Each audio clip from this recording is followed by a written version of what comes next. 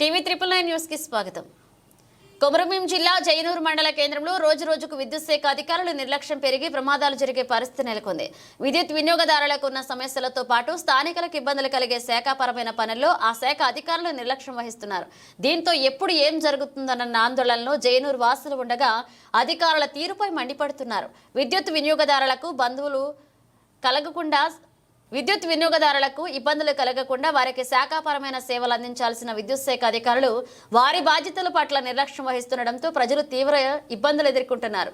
సాయంత్రం సమయంలో ఏ విద్యుత్ స్తంభం వద్దనో లేదో ఎక్కడైనా స్కార్ఫ్ విద్యుత్ సరఫరా నిలిచిపోతే ఆ సమస్య రెండో రోజు పరిష్కారం పొందుతుంది. దీంతో ఆ ప్రాంత వాసులు రాత్రంతా అంధకారం అనుభవించాల్సిన స్థితి లేక పని ఉంటుంది. అలాగే విద్యుత్ సరఫరా కన్నా ముందు లక్షల రూపాయల డీడీ తీసుకుని పనులు చేపట్టగా అక్కడ అమర్చిన ట్రాన్స్ఫార్మర్ వద్ద ఎలాంటి కంచి గానీ ప్రమాదం జరగకుండా ఉండేందుకు ఎలాంటి చర్యలు తీసుకోలేదు. దీంతో ప్రమాదం పొంచి ఉంది. ఇప్పటికైనా అధికారులు స్పందించి చర్యలు తీసుకోవాలని కోరుతున్నారు.